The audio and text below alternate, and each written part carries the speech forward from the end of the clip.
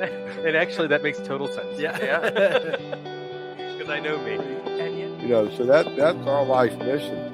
That's the McSinn's mission. You don't have to understand my boundaries to respect them. Well, no, I'm the president and co-founder of McSinn, a person in long-term recovery from substance use disorders. How do you go about fixing the damage in the trust between the family after you get out?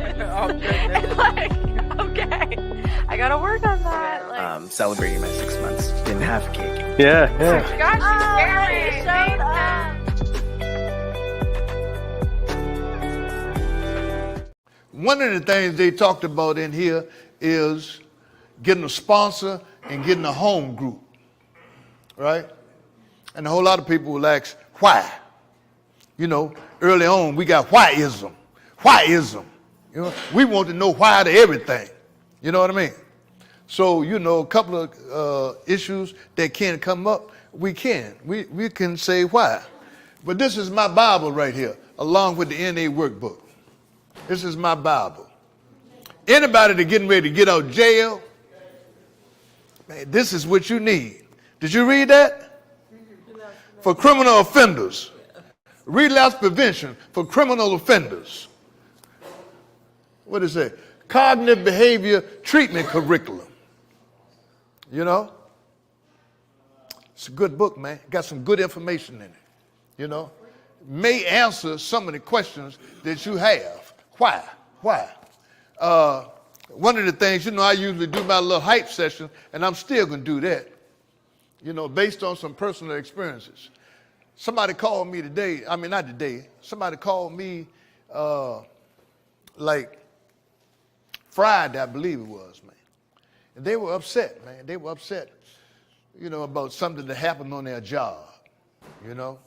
And they called me, and they needed somebody. You want to take them off and put on, I'm reading Pam's mind. Yeah.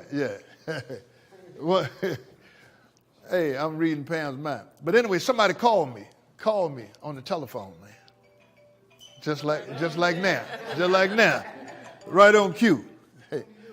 Hey, Legs, I'm down here at the Henrico Jail. No, I'm doing a group. No, you ain't got to bail me out. I tell you. We're doing a group. We're doing a group tonight. I talked to you. Hey, Lee said, look, I'll go get my bank book. No. But somebody called me, man, and they was having a problem on their job, you know. And, you know, they were disappointed in what they heard. Somebody on the job, man, just trashed them, you know. And this person is a counselor. Somebody just trashed them, you know. And, I mean, in a matter of minutes, you know, they went right back to where we came from, you know, which is to say, forget it.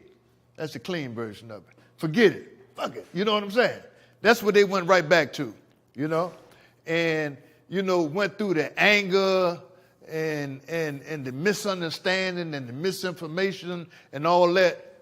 But in the process, they called me and they called 2 or 3, 4 other people, you know.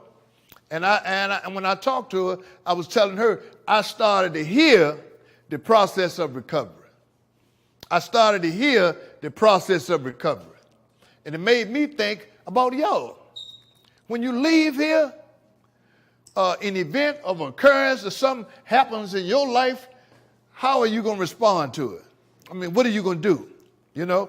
Her suggestion was, and then after this, man, this was on a Friday, I'm going to my home group, you know, and I had about 5 people that I called to try to get some suggestions. This is why they suggest that you get a home group. This is why they suggest that you get a sponsor. This is why they suggest that you connect with somebody in the fellowship. Because believe it or not, I don't care how this person been clean 5 years. I don't care how long you've been clean. If something comes up, you're going to go back to your old way of thinking. You know? You learn after you be here, after you get here, after you're here, to go back to that old way of thinking for 10 seconds. 10 seconds, no longer. You don't go back like you used to and started watering these crazy ideas that you may have, you know? You go back for 10 seconds and you let that shit go, you know? Going on to something else, man. You know, talk to person number 2 or talk to person number 3. Talk to somebody and get some ideas, man. This is what I love about the program now. What I love about the program is that everybody frames shit differently. From me, I don't expect for nobody to think like I think. I want them to think different than I do so I can get an idea. Pam don't see this thing the same way I do. She don't see it the same way y'all do. Some of y'all got different ideas, man. But this thing is like trying to have a breakthrough here. You know, how can we get through to ourselves, you know, that we are not always right? How can we get through to ourselves that we are not perfect?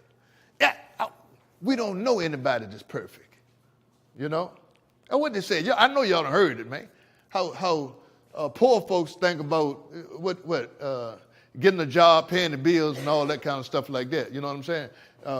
Middle class folks think about what to do with their money, and rich folks think about ideas, man. Ideas. You know, where you get them from? You know, a whole lot of this stuff is not original.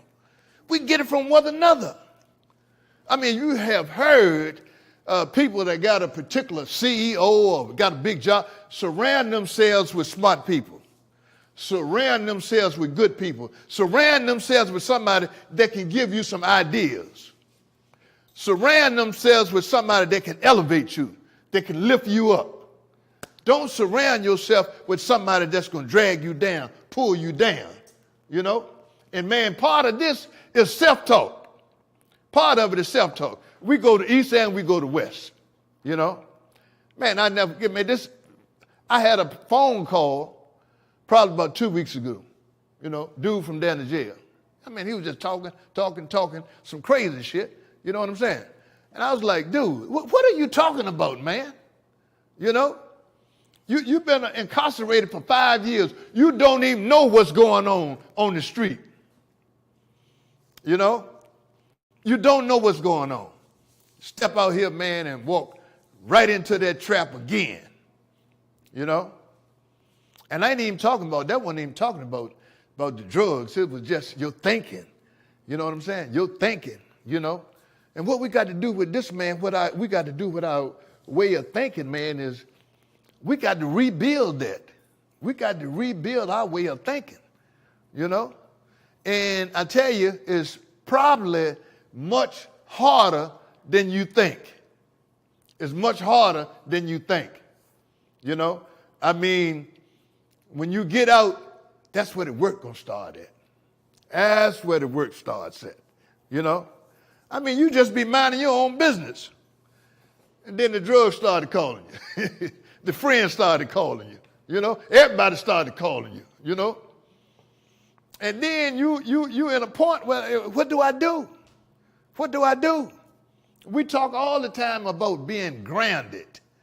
I talk all the time about being grounded, you know?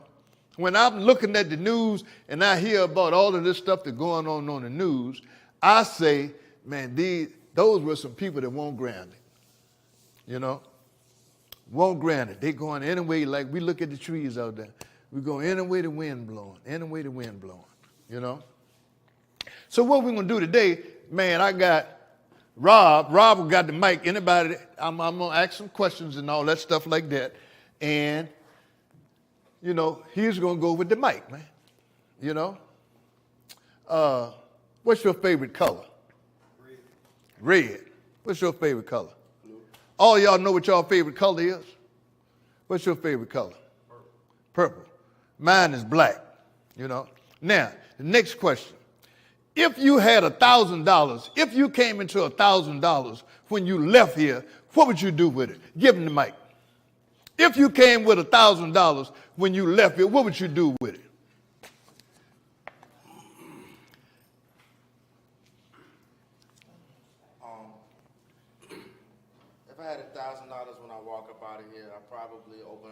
account, go and get my business license, go and get my LLC, and start looking towards opening my own business.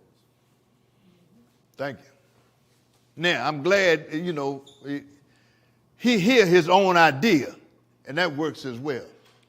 For y'all that don't know, I got my LLC, and I used to do this. I'm doing this with John. This is volunteer work.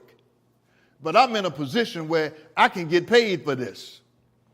I was doing groups just like this, $50 an hour. I told you I hitched my wagon to John, and man, John has been, very instrumental in things happening in my life, And if you had $1,000, what would you do? If I had $1,000, probably in the same sense as why I start a bank account and probably try to form some type of transportation where I can earn, whether it be a scooter or whatever. Try to do something constructive with it, And the idea about this, man, is to put this out there, so it can marinate. It can marinate. Put this out there so that you can think about it. You all right, Pam? Okay. Put that out there so it can marinate so that you can think about it. You know what I mean? Because I know what my thinking used to be. If I get $1,000, I'm going straight to the dope man. I'm going straight to the dope man. Because believe it or not, there are people that get a job,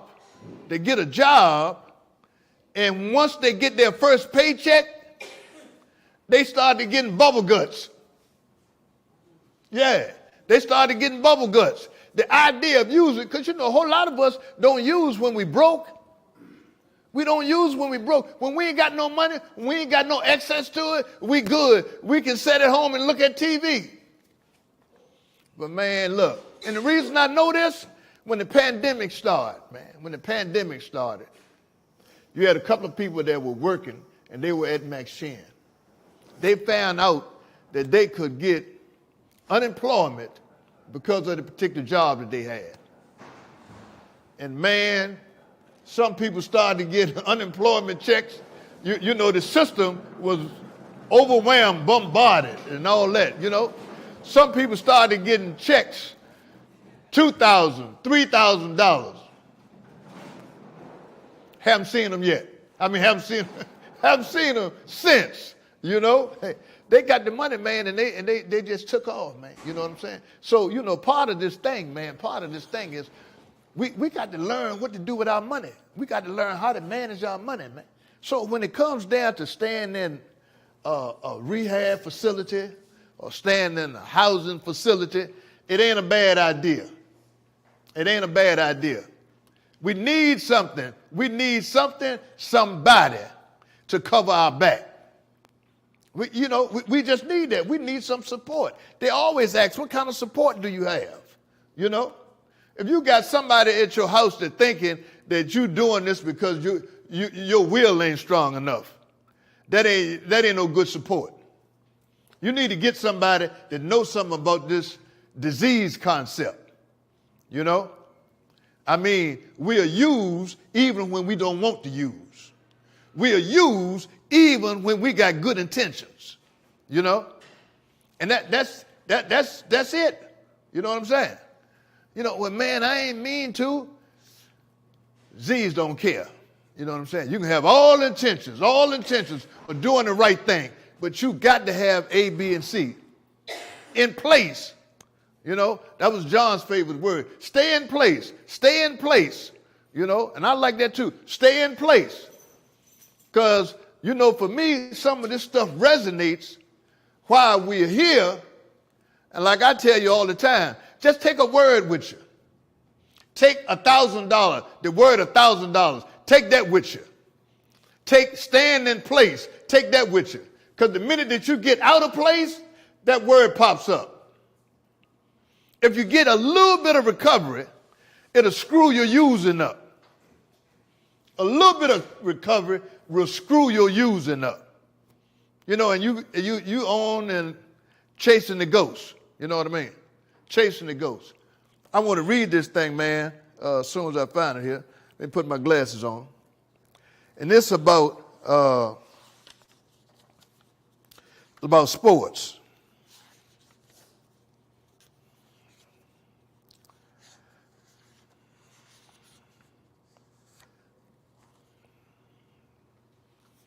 While I'm trying to find that, let me read this thing about relapse.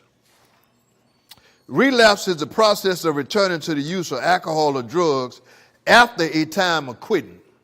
Relapse is always possible. It doesn't matter how long you have been sober. In this workbook, you will learn how the relapse process. You will create a recovery plan to prevent relapse. And that's what we're trying to do, man. We trying not to continuously come back to the jail, you know, and just destroy our lives, man. I don't think, man, that we were meant to just be trash and garbage. You know what I'm saying? I don't think that, you know. I think, man, all of us got some kind of gift. We just are reluctant to try to find out what that gift is. I think all of us got a purpose. Some of us are just reluctant to try to find out what that purpose is, you know. I think all of us got that, man, you know. Some of us kind of know, and we still not doing what we're supposed to do, you know. And I'm an advocate for that, man. When they talk about relapse, changes in your behavior, changes in your attitude, changes in your feelings or mood, changes in your thoughts. You know, they talking here about a lapse versus a relapse. You know, some of us have a lapse long before we pick up. You know, I'm going to change my attitude. You know, you go to a facility, you go to a program, somebody piss you off there. You was like, I don't need that shit no more. You know, that shit don't work no way. You know what I mean? And you going out about your business, you know. Me, I'm aware of the numbers, man. I'm aware of the numbers. 30% of the people make it. And that may be putting it high. 30% of the people make it, you know. And so that means, man, there's going to be a lot of people that are going to come through here and ain't going to make it because they ain't going to do what they suggest that you do. It's important that we do, you know, what everybody else has done that's clean and enjoying it. It's important that we do that. You know, don't try to reinvent the wheel. Well, I'm going to do it my way. I'm going to do it this way. Or I'm going to do it that way. Don't try to reinvent the wheel.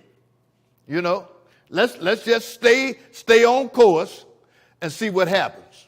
You know, understanding that this thing is new to you. This thing is new to you. You know, and so it's going to be some feelings about it. You know what I mean? It's going to be some discomfort about it.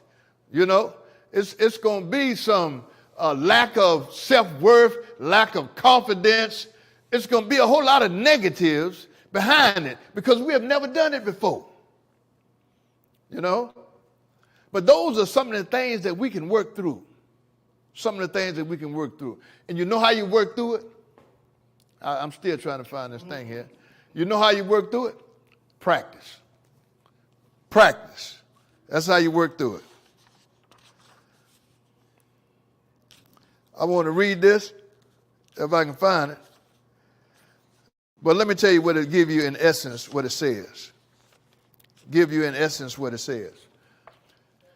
The last 2 minutes of a football game, the last 30 seconds, the last minute of a basketball game.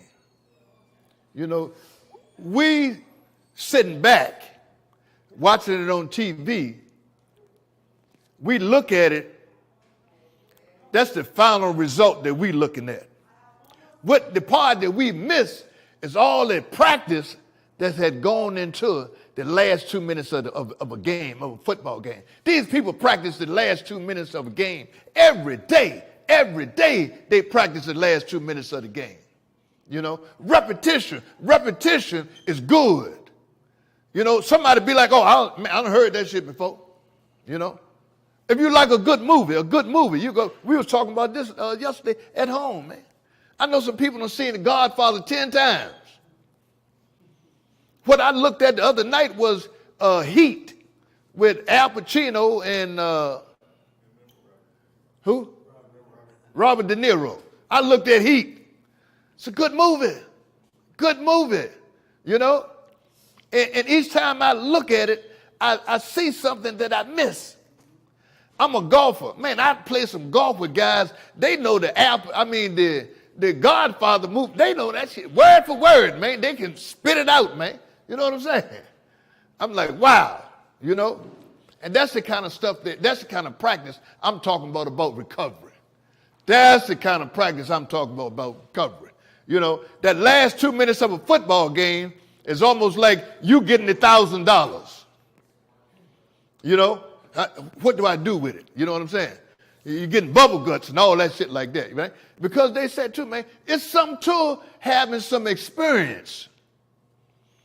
That's what clean time is about, having some experiences.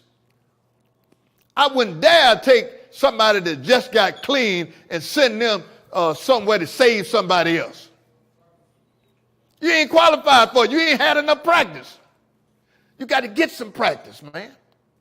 How do y'all do this? I mean, everybody in here done been in jail 3, 4, 5 times. How do y'all do this and not go crazy? From practice. From practice. That's how they do it, Pam. Yeah. You know, you have come time and time and time again. You already know the routine. Before you even get down there, you know what the routine is. Because you done practiced it before.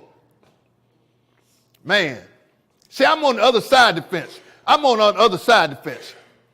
I ain't trying to work for the devil no more. I ain't trying to do the devil's work no more. You know what I'm saying? I'm practicing God's work. You know? I'm practicing God's work, man. You know? Because I understand about me, it's two sides of me. It's the spiritual side of me, and it's the physical side of me. You know? Show of hands, how many people got kids? That's what I'm talking about. How many people got kids? And my next question is, what kind of relationship do you have with those people? Man, I got to read this.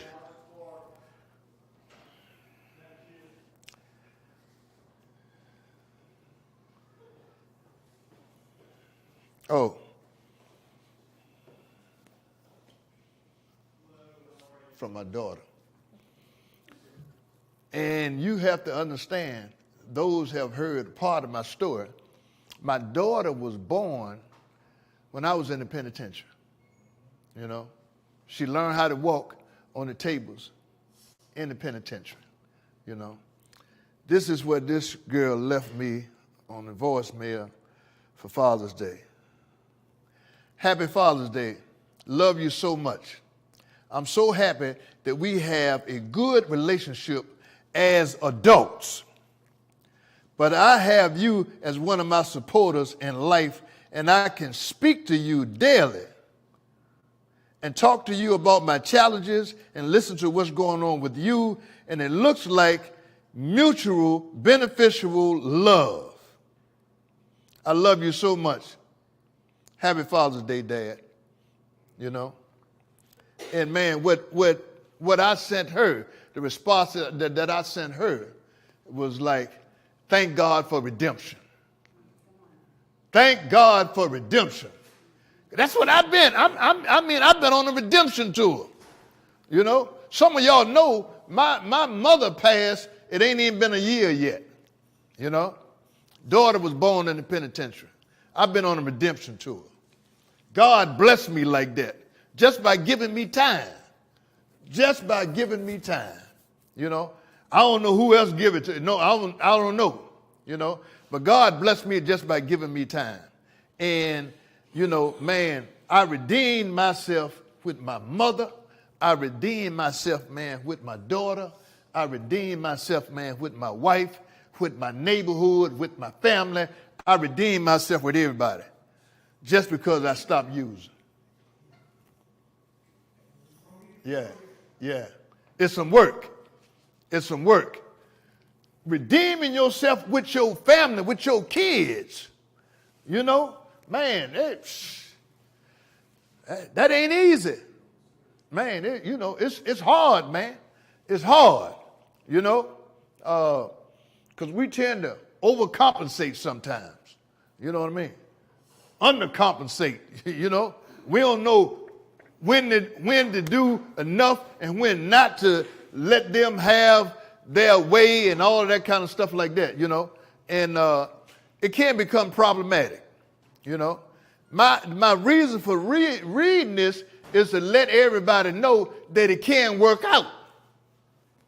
The operative word here, when my daughter said, as adults, she said, I love the relationship that we have as adults. The last time that I got locked up, I called home. My 13-year-old daughter answers the telephone. And, they talking here about role reversals. And she was like, Dad, what do you need us to do? Do we need, just like my man said on the phone, do we need to call a lawyer? Do we need to call a bondsman? What do we need to do? No, my daughter had been through that. What I say about practice, she done been through this shit time and time again. This is like my 6th time getting locked up. So she done been through that. And it was a role reversal. She was on the other end of the phone acting like the adult, and I was down in jail acting like the child. Now, fast forward to now, man, we're adults, man. And what I want to say is, all of y'all that got kids, those kids are going to grow up, man. They ain't going to stay the same age, 5, 6, 7, 8, 9, 10, 11, 12, 13 years old. Them kids are going to grow up, man. And we can be beneficial in their life, man. That's what my daughter was saying, man, beneficial in my life, And that was one of the, AA don't promise you that. Only they promise you is freedom from active addiction. But man, I have gotten some benefits. From not using that I wouldn't turn in for nothing in the world. Nothing in the world, man. I got a job one time, and I'm telling you, if you had if somebody had came to them people and told them people, man, Marshall is an ex-con. He done did like 6 years in the penitentiary. They would have called him a lie. Because one thing I wanted to establish when I got here, I felt that when I was leaving the penitentiary, is some integrity and some character. I don't even know what Martin Luther King's speech was, but don't judge a man by the color of his skin. Judge him by the context of his character. If you a liar, that's what your family gonna treat you like. Like you're a liar. They're gonna look at you just like my mother did, looked at me. And when I turned and went out the door, she was like, do he think we believe that shit? I mean, a lot of our family members don't want to confront us. They don't want any kind of confrontation.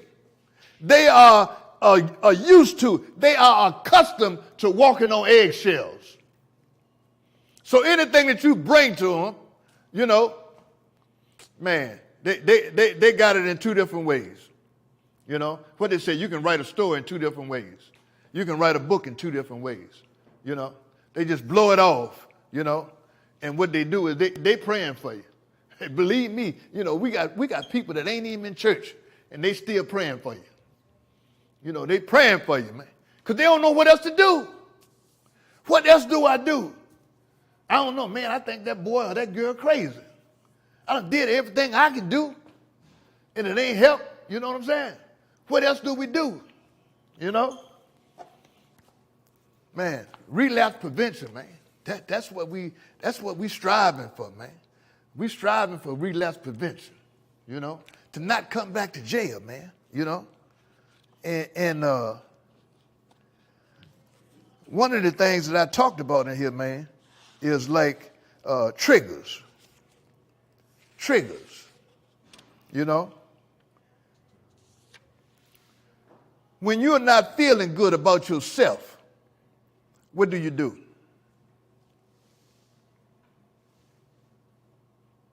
Admit to yourself that you're not feeling good? Yes. Yes. This thing is an inside job. We got to go inside, you know. You know you better than anybody else. I think, you know yourself. What do? Don't assume anything. One of the things they say is when I worked at Pinnacle, right? They used to come to Pinnacle every day, and they always ask, what's your goal for the day? They ask, do you feel like using? And they also ask, do you have a craving? They ask that every day. Because they know, man. They know about this disease.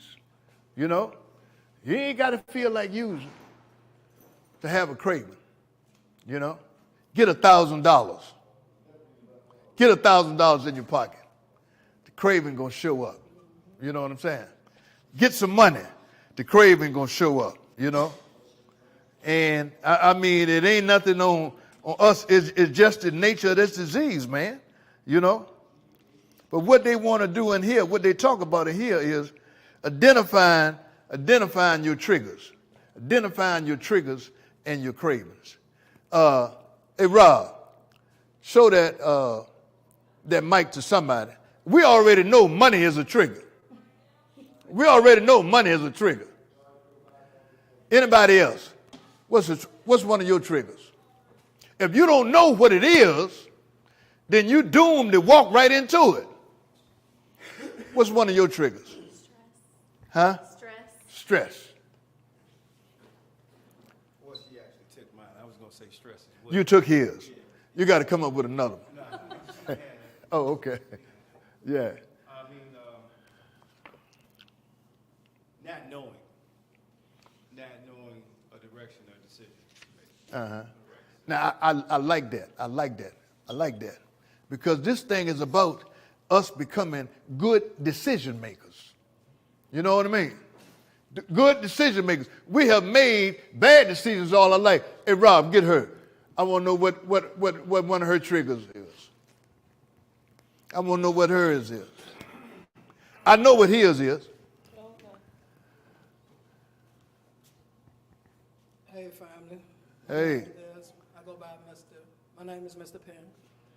And my trigger is overwhelming and boredom. Boredom.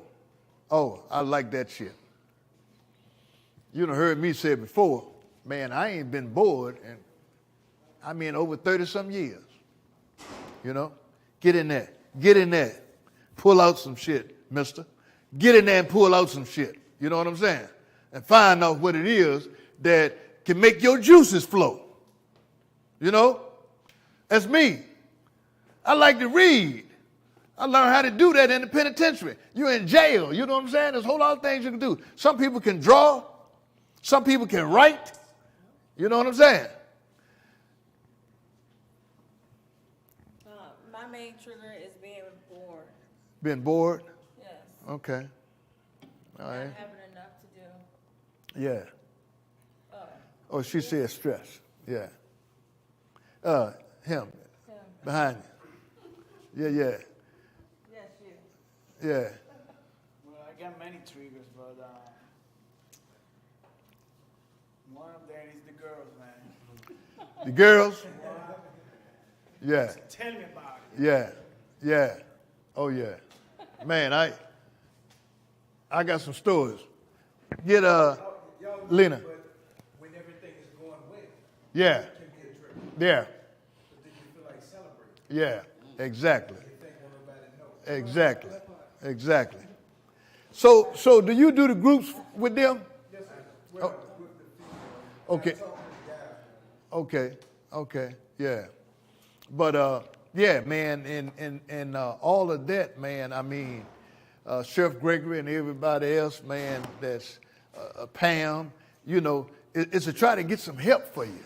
You know what I'm saying? So that you can like just hear something. You know what I'm saying? You know, and you know, you want to hear something until the light bulb goes off. We don't know when the light bulb may go off. You might have been locked up 6, 7, 8, 9 times. It might go off on the 10th time. So don't sell yourself short, you know, because we good at that.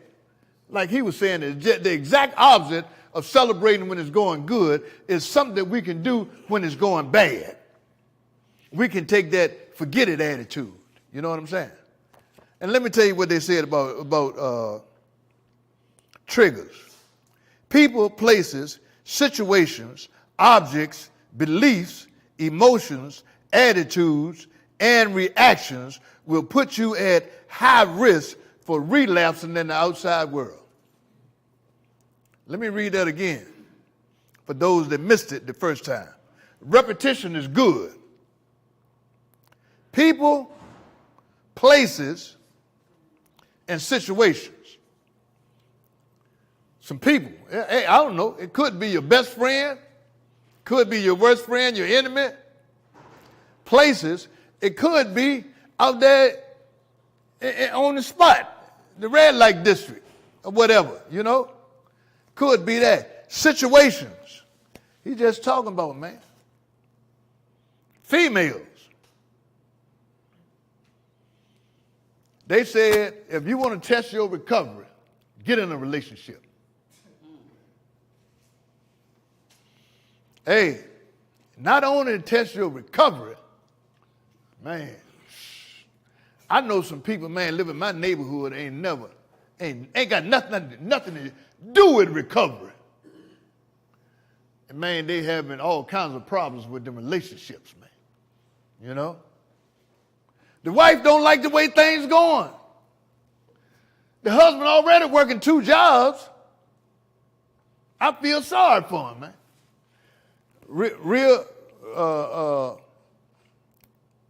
Man, the neighbor across the street from me committed suicide behind a relationship, you know, behind a relationship. I mentioned earlier about people being grounded, man. You know what I'm saying? Grounded, man. Man, I'm 71 years old, man. What I thank God for is allowing me to witness some things, man. I know some dudes, man, that back in the day, you better not even look at them hard. You had trouble. Dude jumped off the bridge, jumped off Lee Bridge. I was like, what? Not him. Hey, man. Not him. That's what I'm thinking anyway, you know. But man, I don't know what the situation was. You know, like they said, situations. You know what I'm saying? Man, you know. But I mean, I have witnessed some stuff that happened, man. I lived down in Verona. A dude jumped off the 895, 295 bridge down there. Dude from up in the West End, man. I'm like, what? I mean, I drive through that, man. And do you know how far that is? That joint is like, man, that joint is probably like 200, 250 feet, man, above sea level, man. If you jump off there, I was like, man, I don't know if they ever found his body or not, man. I mean, you know, I don't think they found all pieces of it, you know what I mean? But man, that was, I mean, nothing but concrete out there, you know, nothing but concrete out there, you know. I'm just telling you, man, the idea about us losing it sometimes, you know what I'm saying? Us losing it sometimes, you know? That ain't a good place to be, you know? That ain't a good place to be, you know? I mean, like we get it in here, man, in these jail cells, man, you know? People be in the jail cells, man. I know another dude that committed suicide, you know, for the fear of going to jail. And then I look at y'all, man, and you been doing this, man, 5, 6, 7, 8, 9, 10 times, you know? And then you got some dudes, and there are some parents out there as well. I don't want my child to go to jail. Some of the stuff that they have heard, you know, about people once they come to jail, you know. Triggers, man, triggers. Objects, beliefs, and emotions. Attitudes and reactions. Because all of us got an attitude. What do you do when you have a trigger? What do you do when you have a trigger? I entertain it for 10 seconds. I've learned how to do that. I entertain it for 10 seconds. Because it's coming. You know what I'm saying? It's coming. I have crazy dreams all the time. You know what I'm saying? I ain't trying to cheat on my wife, you know, but I have crazy dreams. I dreamed about Pam. You know what I'm saying? So, hey, y'all scratch that. Scratch that.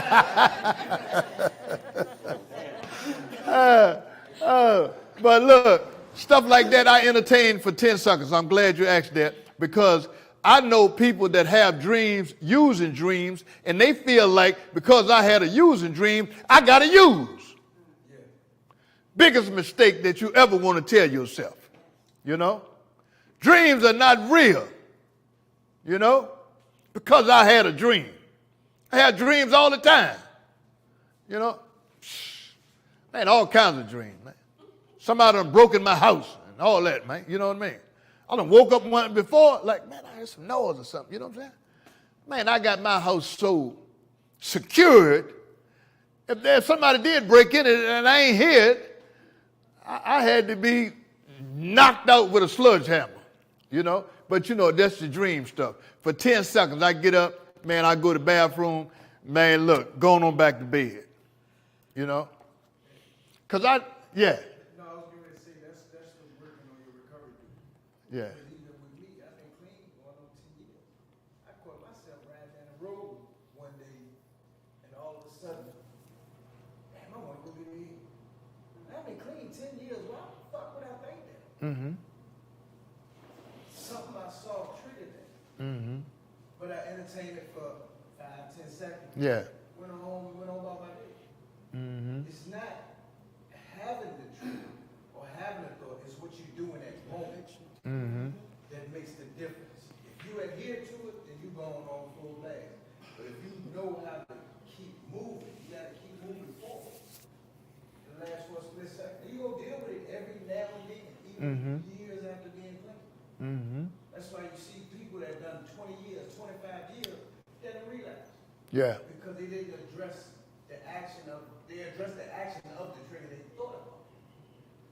Mm-hmm. Come on, sweetie. Give me the mic. And also, you have to remember, your way of thinking has changed. So when you change your way of thinking, you go from thinking defeated to victorious. So you change your way of thinking, and now I'm able to make better decisions because my mind is not clouded by the substances or the alcohol. I'm able to make better decisions because I'm no longer feeding the active addiction. I'm now feeding the recovery, so I know what recovery entails. I have eaten from the plate of the enemy long enough, so now I move to the other side, the spiritual side. So now I want to feed the things that are eternal, those things that are going to keep me. Not tangible things, but your inner gifts and talents, your strengths, your courage, your ability. Now I can go back and I can look at those things, those traumas, and understand that, yes, I went through it, but I went through it. I came out on the other side. So I'm glad that I was afflicted. I'm glad that I went through that painful experience because, see, I went through it. And in the midst of it, I was able to tap into some inner gifts, talents, and abilities, things that I would not have known that I had I not been in certain situations and circumstances. And it's normally in the storm, in the midst of the storm, when you find out who you are and what you're made of. But it all starts with the way that you think about a thing. If I think that I am a victim, then I'm going to feed my life with things that create victim status. But if I think of myself as a survivor,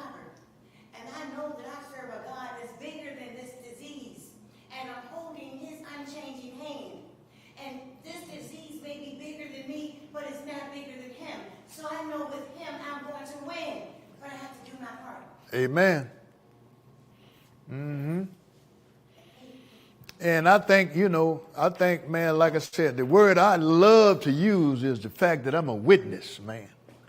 All of this stuff, man, that I have seen, some of it that I have experienced, some of it that I have done, allowed me to be a witness, Now I can think, man, I'm still got, and I want to stay, I saw something the other day, man, and it was talking about the younger generation, the younger generation.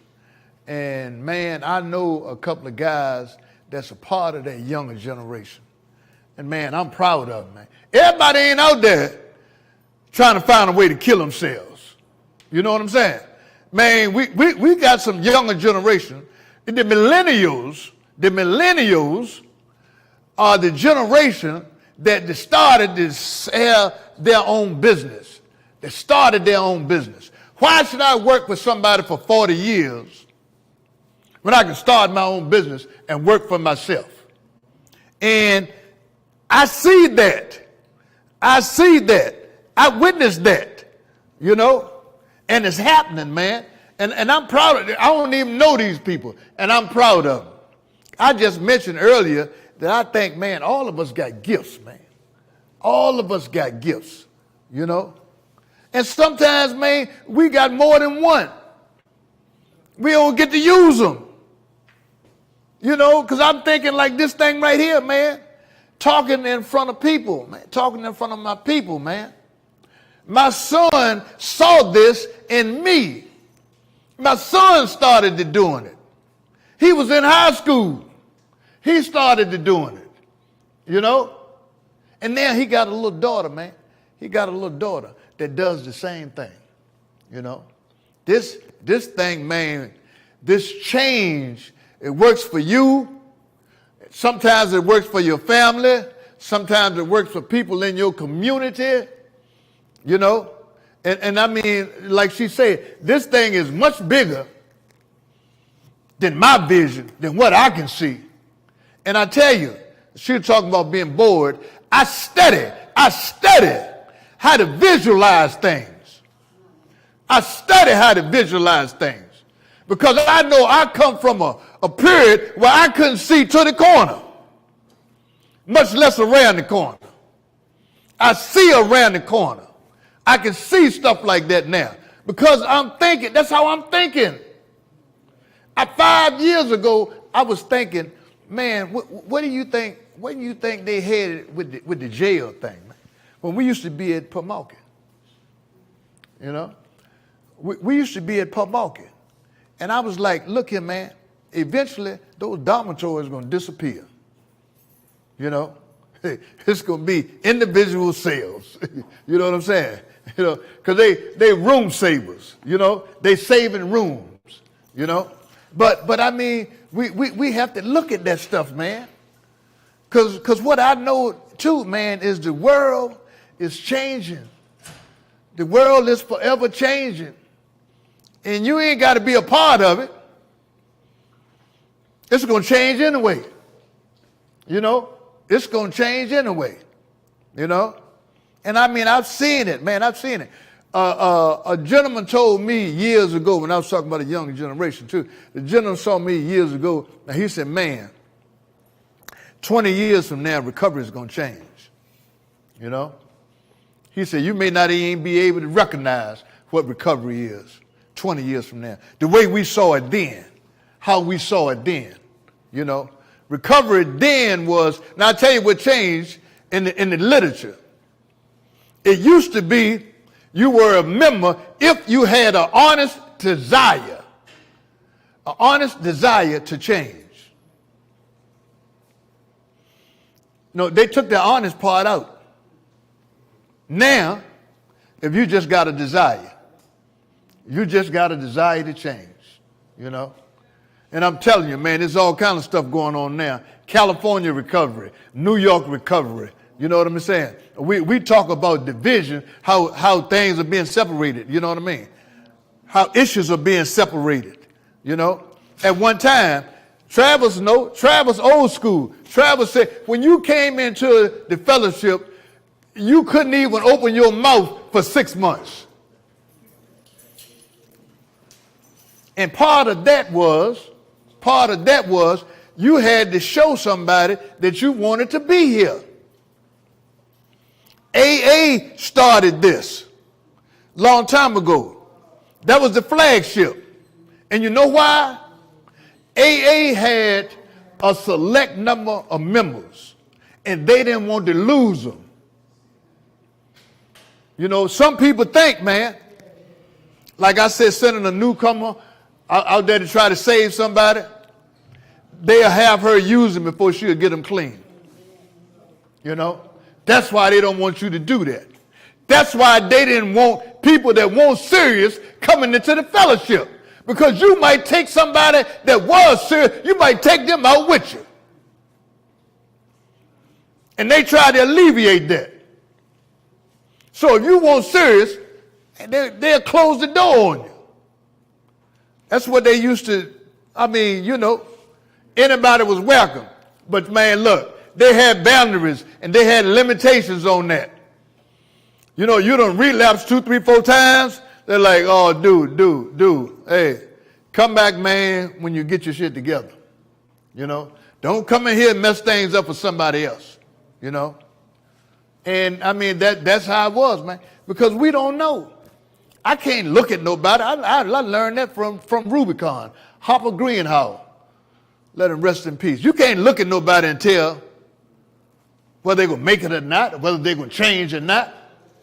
Hopper Greenhouse said the guy that come in and still got his watch on, still got a gold chain on, got a silver chain on. I'm thinking, well, shit, his bottom wasn't that deep. He might have a chance. The guy that come in ain't got no shoes on, crawling. You know what I mean? Oh, he ain't gonna make it. You know. And then he find out, man, the guy with no shoes on wanted it more. You know what I'm saying? Wanted it more. What we say all the time, man, this is a program for people that want it, not need it. A whole lot of us need it, you know what I mean? Man, we need it, but we don't want it, you know? Especially, boy, it touches my heart when it comes to the kids, man, when it comes to the family. You know what I mean? I mean, I'm rooted in that stuff and I didn't even know it. I was rooted in there and I didn't even know it, you know? I had to come here and find out where my roots were. Man, I just sold the house that we lived in. I lived in it since I was like 4.5 years old. I found out that the house that I lived in was in that neighborhood was the second or third largest house in the neighborhood. And I'm asking myself, did my dad know that? Because the house that we had, it was 2 lots. All I knew is we used to play football in the side yard. Everybody that used to come, I found this out probably 10 years ago. Everybody used to come around there, used to go home and tell their parents, Marshall Tucker and them got the biggest house around here, you know? And then I realized and I understood what my daddy was trying to do. You know, my dad was trying to lay a foundation for us to be successful. Was trying to lay a foundation for us to be successful. Of course, what I did, I go in the opposite direction. And I know for y'all, man, when you get caught up in this thing, man, when you get caught up in the grips of addiction, that shit don't turn you loose to 15 years from now. You know, that's why you done been back, man, 4, 5, 6, 7, 8, 9, 10 times. Because that shit don't turn you loose. Man, that shit is powerful, man. You know what I'm saying? I done witnessed that. Because I used to think one time, I was like, man, are these people trying to commit suicide? Because I'm a sound mind now. Somebody put something down there and tell me, go ahead, man. I'm like, what is this? Well, I don't know. You know? And you go ahead. I'll be laying out in the floor somewhere. You know what I'm saying? Man, that's self-inflicted suicide, you know? And I think like my mind now, man, I ain't trying to go like that. you know. Ain't trying to go like that, you know. But man, the best thing we can do while we're here is to start the process, man. Start the process. You got to start somewhere. Start the process, man, of relapse prevention. Start the process, man, of trying to keep ourselves up straight, up forward. You know what I'm saying? Start the process, man, of trying to find out what our gifts are. You know? You got to start that somewhere, you know? And I'm telling you, man, it changed my life. Changed my life once I started the process, you know? Now I can't stop, man. You ain't got to tell me. People be sending me stuff, man. You know, self-help books and you know, self-worth books and all kinds of history books. I'm reading history, you know, because I like that, man, you know, to keep me from being bored. And, man, when I was in the jail, same thing probably here, man. I ain't never seen so many dudes, man, can draw. I mean, these dudes can draw, man. The men and the women, they can draw. Man, Mother's Day, man, these mofos making cards and shit. You know what I'm saying? You know? I mean, I don't mean no bullshit cards. You know, they making cards, they siphoning ink out the newspaper, out the magazines and all that shit. You know what I'm saying? They know what they're doing, you know? And these people got some gifts, man, that they are just suppressing through alcohol and drugs, you know? So it's good. Again, what would you do if you had $1,000? Pay the bills that are accumulating right now. Mm-hmm. That's good. That's good. She accumulating bills. Yeah. What would you do, my man? Well, I pay my bills as well. Take care of my kids. Yeah. Yeah. Kids, that means you got more than one. Absolutely. Man, they look for you. They look for you. Two other books that I got that I read is Manly Men. Manly Men. Read that thing and reading some more of it. Another book I'm reading is The Resolution of Men. Because I'm just like anybody else, man. You know, a man ain't got nothing to do with your stature. You know? You can be big and irresponsible as shit. That ain't a man. You can be small and be responsible as I don't know what. For yourself, for your family, for other people. You know what I'm saying? This is what I look at, man, you know, because I'm looking at it from a spiritual side. You know? I'm looking at it from a spiritual side. You know? We had to learn to be men. You know? Based on the different attitudes that we got. Women, we got to learn how to be women based on the different information that we got. If we go on by the information that we had 40 years ago, 30 years ago, some of that might have changed. You know, that might have changed. Oh, you know, I finally found that thing, man. Took me a while, but look. The NBA and your relapse prevention plan. You may think you don't need a relapse prevention plan, but you do. Here's why. Think about a professional basketball team in the NBA. Players spend hours practicing set plays to use in critical situations. That's what we're doing. Think about set plays that you can use in critical situations. When there's 10 seconds left in a close game, they know it's not the time to try a new play. You got a boy or girl that you use with. Y'all have used to get high together. She comes to you and say, "Oh, I got it." Your first instinct is to ride with her, because that's the same old play that you've been using all the time. You know, that's the same old play. Next thing you know, you back, man. You getting ready to go see your PO Thursday, day Tuesday. You know what I'm saying? you back, you know. They want to have the set down code so they know exactly what they're going to do. What I just feed myself earlier, if I get some crazy thoughts, they got, 10 seconds. I play golf. We use the 10-second rule. I got that from golf. You celebrate a nice shot for 10 seconds, then you got another one behind that. So you can't celebrate too long. Anybody see the U.S. Open? Y'all didn't look at the Open? Huh? You did? Yeah, I know. Y'all see the baseball game? UVA in Florida. Y'all ain't see the baseball game. What y'all do over the weekend? What did we do? What y'all do over the weekend? Captain American, Marvel, all the same movie. Same. Monopoly. Chess. Any chess players? No chess. Dominoes. Watch Lifetime. Oh. Yeah, so typical. Did y'all watch Lifetime? Yeah. Yeah. Say something. He want to say something. Come on. Hey. But again, you can't keep using the same old play.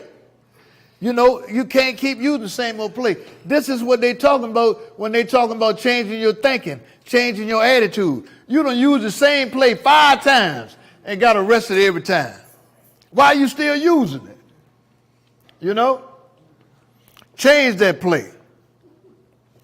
Relapse prevention plans serve the same purpose, except that a lot more is at stake, and that's you. If the Lakers, Knicks, 76ers lose the game, the team still gets to go back for the next game. If you lose and relapse, you're back behind bars playing ball in the yard. You don't want to suddenly find yourself in a potential relapse situation without a plan. You want to be ready. You want to have a plan down solid so you know exactly what to do. That plan starts now with thinking about situations that you know could trigger a relapse for you. I mean, everybody everybody got a story. You know what your story is. You know what you're going back to. You know what plays that you have run in the past. You know what plays that you can possibly think of running in the future. That's different. I lived on Chicago Avenue. I'd come out of my door, my gate.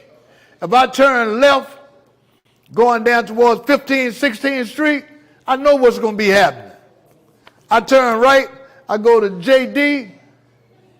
That's where the bus is at. I got to cut, I got to make a shortcut to duck Bloomfield Church. Because the little store across from Bloomfield, I know what's happening there. You know what I'm saying? I saw him over there. Yeah. You know, so you know, man. You got to have a plan, man. I got to give Bloomfield a shout out. Because these people don't get no money. Anybody ever been to the healing place? Yeah. You go to Bloomfield. I mean, to the church up there, man. They feed the homeless over there. They've been doing this about 25 years, you know. And they are good at it, you know. They are good at it. But again, try to come up with a different plan, man. You got a story. Everybody got a story. Think about your story when you in your cell at night. Think about it and what you can do differently, you know. That's changing. That's help changing your way of thinking. Because that's everybody want to know. We want to change, but we want to know how. How can I change? By not thinking the same old way that you're doing. By not playing the same play that you've been playing for 10 years. You can change by coming up with a new play. Because you know, with this recovery thing now, it ain't on the program, it's on you. These programs, man, Samsha got a new definition out about recovery. Self-directed. You directing it. So you can't come back and say, oh man, that shit don't work. I done tried it, it don't work, you know. The program is dependent on you, you know. But anyway, man, I love coming here. I love coming here because this is what I'm committed to doing. This is my purpose, man. This is my purpose in life, man. You know, man, I'm responsible for my kids, and my kids are like, man, my daughter almost 50 years old, man, you know, but I'm responsible for raising them. Hey, I won't tell them that, but they understand. I'm responsible for raising them, you know, because I want to be just a great father to my kids and a great grandfather to my grandkids, you know. When I ain't got nothing else to do, I'm reading about them. I'm reading about them, you know. I'm listening to T.D. Jakes, you know. They talk about soft parenting, hard parenting, in-between parenting. And the idea is, I don't care what kind of parent you are, your kid can take a turn. What do you do then? Sit down. Yeah. So anybody got any questions, man? Because I had another thing here too, man, about topics that we can talk about, you know, whenever we don't have a speaker. We got a topic that we can talk about. I thought a good start would be relapse prevention. That's where we need to be at. We need to try to stop coming to jail. We need to stop relapsing. We need to change and all of that. You know what I mean? So anybody got any questions? Yeah. This Kurt, most of my relapses come like in the face of like emotional setback, right? Yeah. Shit that feel familiar. And just last week I had an incident that kind of hit me right, and it gave me that familiar feeling again because as soon as something going good, there's always something bad to follow, right? And it gave me that feeling again, right? And I allowed myself to be human and you know what I'm saying, I had my little time with it, but I got over, I had to remember that, like I say, those who strive the hardest will be tested the most, right? But it did help me shake the fact that later on, the anxiety became from the situation, kept coming back like, why me, right? And I want to feel like I did good in the situation because I eventually got over it, realizing that, you know, it was out of my hands. And I think being in this situation, you know, I had to face it. Upstairs, you can't do a goddamn thing and face your goddamn, you know what I'm saying, like your feelings, your emotion, or whatever it is you're going through. And I feel like that made the difference in this situation. But, like I say, sometimes we make it through the situation that we go through, but that anxiety come back later. That be the dick. Like, you know what I'm saying, like that be the hard part about it.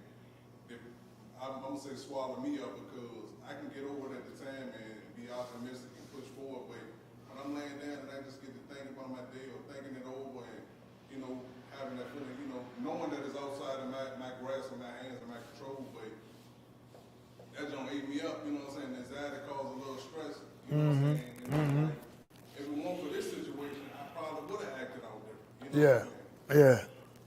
So I just, you know what I'm saying, I wanted to put that out when you said the why me part had me think about it. Oh, yeah. That was me over the weekend, you know Yeah. what I'm saying? That was me. You know, so I feel like I did good with it, but at the same time, like I say, that night, the anxiety and the stress that came with it probably would have been more detrimental than the situation at that time. You get what I'm saying? Yeah. Who knows the serenity prayer? Yeah. You know, and my thing is knowing the serenity prayer and living it. Man, the benefits way up here. God grant me the wisdom. Grant me the wisdom. The things that I can't change, man. You know what I'm saying? You know, we know it, but do we actually live like that? And so I would say to you, that was some good practice. That was some good practice. Because what that becomes your own personal experience. You know what I mean? And when they talk about situations in life, right, we feel the same type of emotions in a plethora of situations, you know. For me, like I was asking him about the $1,000. The first time I got $1,000, I knew I wasn't going to spend it on drugs, but my stomach was flipping like it used to flip when I was getting dope. I was like, damn, that's the same feeling. You know, I done had feelings, man, that's attributed to different things that had nothing to do with dope, man. When I see my grandkids today, and the grandkids, man, are doing something, they got an award at a seminar that we went to. My grandson played a musical selection at my mother's homegoing service. That shit brought tears to my eyes. You know what I'm saying? And man, I was so grateful and happy, you know. And how many times I've been grateful and happy? You know what I'm saying? And that became my own personal experience, you know. So things that are happening to you, let that be your own personal experience, you know. And take that, man, put it in your memory bank so the next time something comes up like that, you got something to pull from, you know. Don't let experiences that you have, even in here, even I don't care what it is, you might be depressed, you might have anxiety, you know. I mean, what do? I laid down, I started breathing, taking some deep breaths to relax myself and all of that. You know, man, that happens, man. It helped. You leave here, you go to get a job, or you go see your PO, and the conversation is not going like you wanted to go. You do the same thing, man. You step back, man. Take a couple of deep breaths. You know, think about it, relax yourself, tell yourself, look, I'm gonna relax. I ain't gonna be overwhelmed by this, you know, and that's practicing, you know, and that's using your own personal experiences, you know, and that shit work, man. That shit sound corny, you know what I'm saying, but that shit work, man. It's some little simple shit that works for us, you know. Because a whole lot of times, man, people looking for this lightning rod, or they looking for this magic wand to be touched. Yeah. And then the shit happens. Man. Yeah. I want to say something because since this morning, it's been coming to me that the man that work on himself to try to be, you know, a better way of life, he will be successful. But the man that stay complacent, you know, it will fail. So it came in the morning, it came in the meeting that we had before this one, it came back over here, so I got to say something about it. So to be a winner, we had to practice new habits, like you were saying, and it's bringing to my attention going to basketball again. Allen Iverson, great skill set to play basketball, but he don't like to practice. What did he win? Nothing. Yeah. You talking about practice? Exactly. Yeah. But on the other hand, an average talent like Tony Parker, because of the hard work and practice, got 3 championships. Yeah. So it come all. So if I work on myself every day to become better, I'm going to eventually be a winner. So yeah. I like Tony Parker because Tony Parker first got to the NBA, he couldn't shoot from the 3-point line. You know, he changed that. He changed that. And with $1,000, I would do, the first thing I would do is bring a big box of chicken in here with some sodas, you know, so we can enjoy the meal. That's the first thing I would do. Yeah. Yeah. Thank you. Hey, let me say this. I'm glad you brought up Allen Iverson, because what we don't see is that the same thing we've been telling y'all about support. You need some support, man. This kid had some support, man. This kid had some people in his corner that supported him. If it wasn't for the people that he had in his corner, man, I don't know where he would be at today. People even took his money and put it away. $50 million. And put it away. Now you see him in commercials. You see him on TV. You see him on a whole lot of stuff, man. Because that support system, man, is coming up, is propping them up. That's the kind of support system we need. It'll take you from, man, I don't know where he would be, to a prominent position. You know? Same thing, man.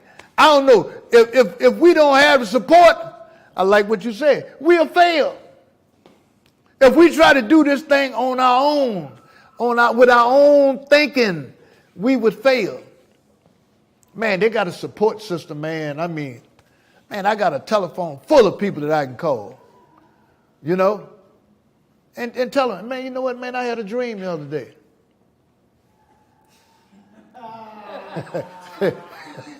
Hey, you know what I'm saying? And they were like, you know, and I get all kinds of feedback from it. You know what I'm saying? You know, I like the Allen Iverson thing, man, was a perfect, parable right there, you know, because these people have changed them, man. And you know what? Mike Tyson was the same way when you're talking about athletes. Mike Tyson was the same way. I mean, this dude made over $100 million boxing, pissed it all away, you know. Then next thing you know, he shows up in movies, you know. And now Mike done bought a marijuana farm and all that. Somebody helped him do that. You know what I'm saying? He ain't get that by himself, man. You know? We need somebody. We need support, man. We need help. You know? And that's the thing, man. Keep that with you. You know what I'm saying? Keep that with you. The man with no support will fail. You know? All right, man. I enjoyed it, man. I enjoyed coming here, man. I just want y'all to take a couple of words. Support. Support is another word. Surrender is another word. Relapse. Just carry these words with you from the group, man. You know, and you can slice them and dice them like you want to. But try to replace some of this stuff that you got right here. You know what I mean? One of the things you want to replace is, oh, I got this. I can do it by myself. No, man, get some support, man. You know what I'm saying? Get some support, you know? Anybody else? What's one of your triggers? What's one of your triggers? Boredom. Okay. Yeah, I like that. He know you. Yeah. So anyway, man, it's been great, man. It's been great. Y'all keep coming back. I keep needing y'all support, and I'll keep bringing my support. You know what I mean? Yeah. When we going to have donuts again? Hopefully next week when you come back. Okay. The next week.